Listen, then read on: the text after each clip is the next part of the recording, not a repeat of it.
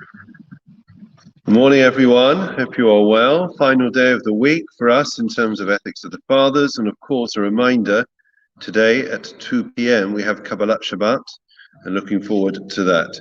So today's learning is dedicated in memory of Yitzchak ben Tzvi Dov, Rus bas Tzvi Rose, Rochel bas Yaakov Silva, Yosef Aryeh ben Simcha Shields, Tamar bas Aaron Cohen Kulang, Leah bas Faivel ben Yomen Akiv ben Shlomo Rabbi Yaakov Tzvi ben David Aryeh, Feigle bas Reuven Baruch, Paul Kazimir, Shalom ben Eli ben bas Faivel from Rosh Hashanah bas Yaakov Shmuel, Caleb Bela bas Henoch Yirmiyahu Chia ben Moshe Eliezer, Sarah Malka bas ben Yomen Shlomo Chia ben Yeshua Levi, Abraham Mordechai ben Moshe Katner, and Aryeh ben Shimon.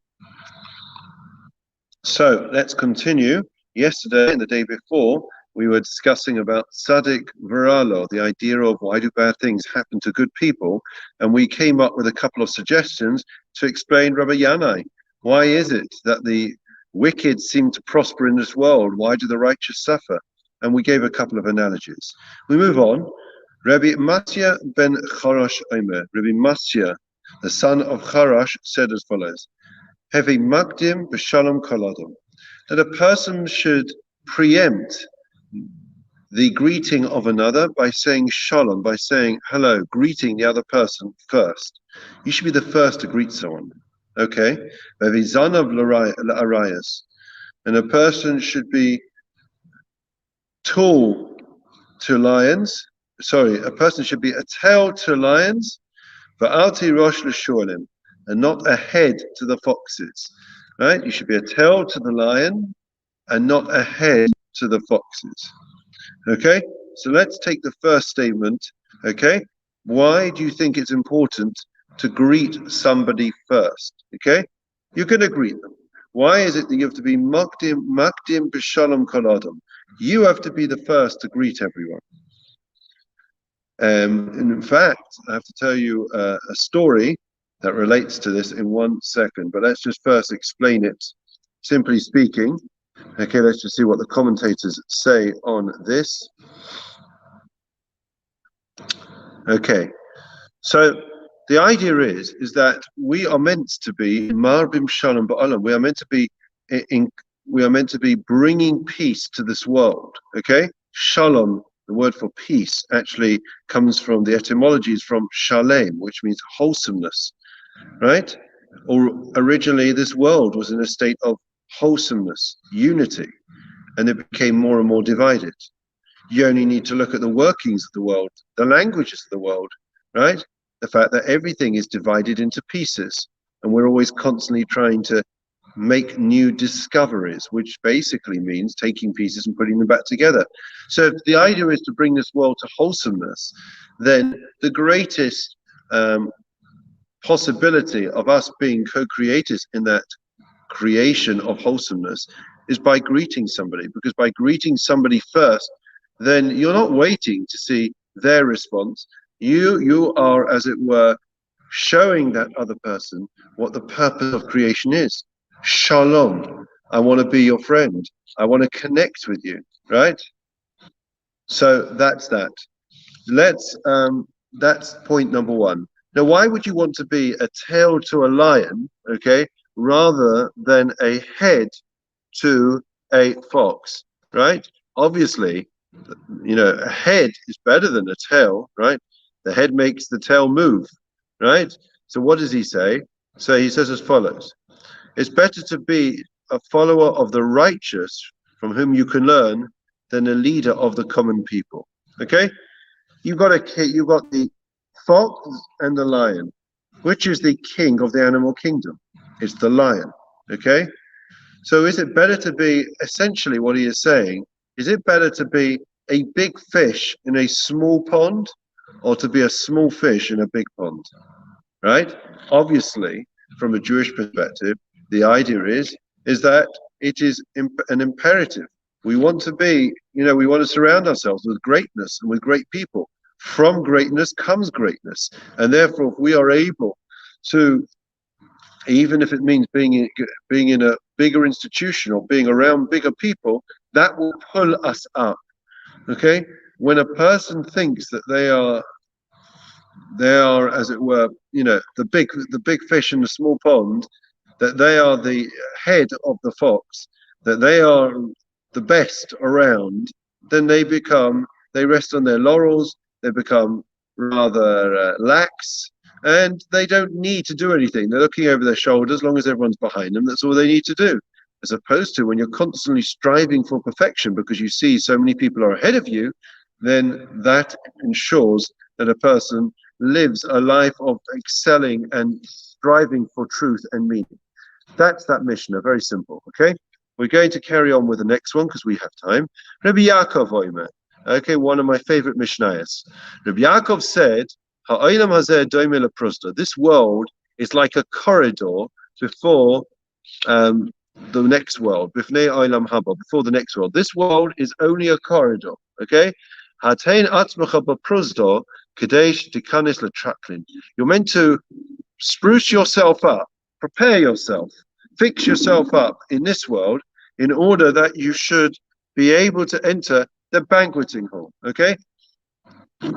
I know, if ever you've been in an important dinner, then before everyone goes into the dinner, very often, women in particular will say they just need to, to go and, it used to be they used to powder their noses. I always wondered what exactly that meant and how long it took to powder one's nose. But there you go.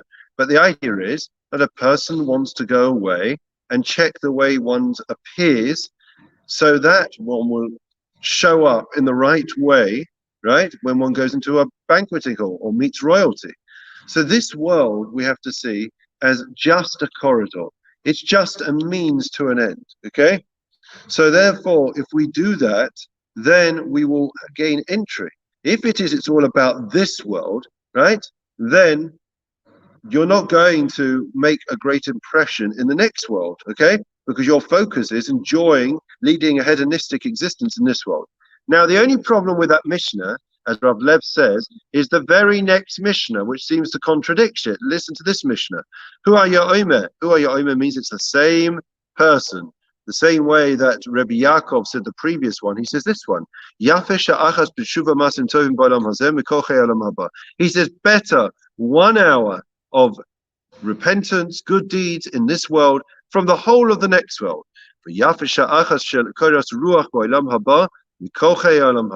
And then he says, which seems an internal contradiction, better that 1 hour of koras ruach, of enjoying the aroma, the smell, right, the flavor of the next world than all of this world.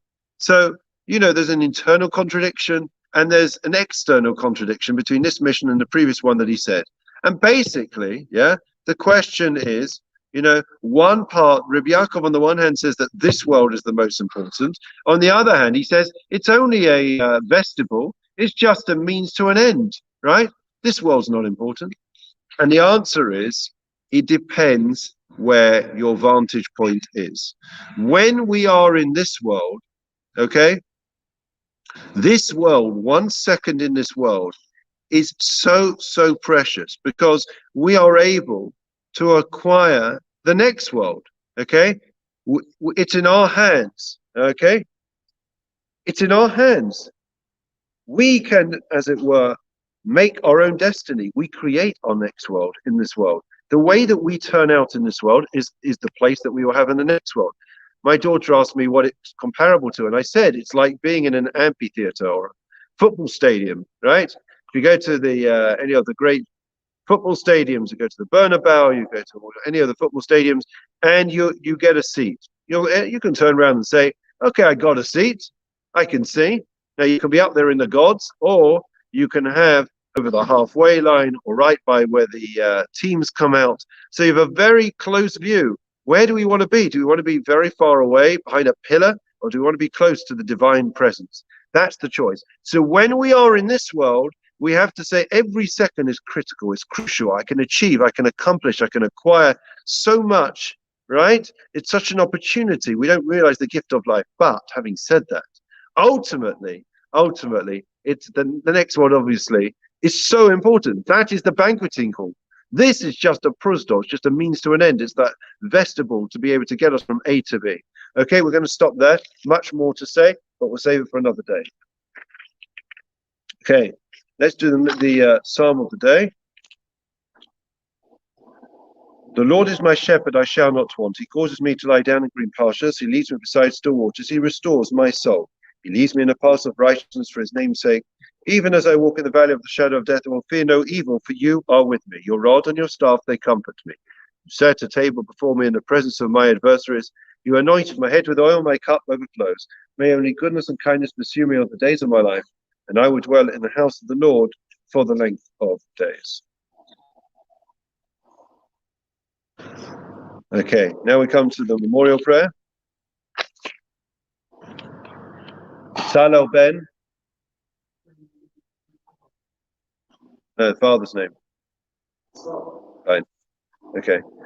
Adonai Lamim Zacho Es Nishmois Betzalel Ben Yitzchak Ben Tzvi Dov Rus Bas Tzvi Rus Rocha Bas Yaakov Silva Yosef Ari Ben Simcha Shields Tamar Bas Aaron Kulang Leah Bas Faivel Ben Yamanaki Ben Shlomo Rav Yakusu Ben David Aris Perfect Gilbis Barak Paul Casimir Shalom Ben Eli Eli Ben Bas Faivel from Shoshana Bas Yaakov Shmuel Caleb Ben Bas Henach Yim Yochia Ben Moshe Eliezer Sarah Malka Bas Ben Yom Shlomo Yechia Ben Yeshua Levi Avram Mordechai Ben Moshe Katna Arya Ben Shimon Shalach Uli Lamon Vegan Eiden Taimano Chosom Lachem Belarachamim Yasti Rein Besaisa Kana Pavle Lamim the Swazachim Zeshosam Adonai Nach Basam Vianuchu Bishlomish Kavam Venomar Amen.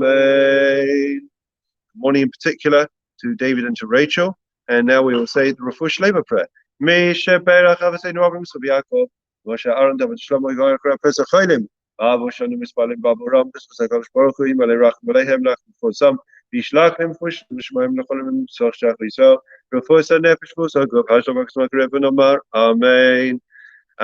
Just before we conclude, I have to tell you, last night Giller and I had a meeting with the chief rabbi online. Don't worry, not in person, and he was asking us about all the things that have been going on. And I said, we had this program in the morning of which was his idea, Mishnah in the morning, and we do that with praying for those that are unwell.